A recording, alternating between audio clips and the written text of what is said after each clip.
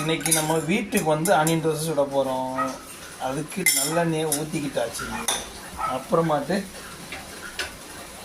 இன்றைக்கி புளிக்காத மாவில் தான் தோசை சுட போகிறோம். அதனால் பார்த்தீங்கன்னா புசு புசுன்னு அழகாக இருக்கா. ஊற்றிட்டு அழகாக தேய்ச்சி விட்டுருவோம் ரவுண்டாக.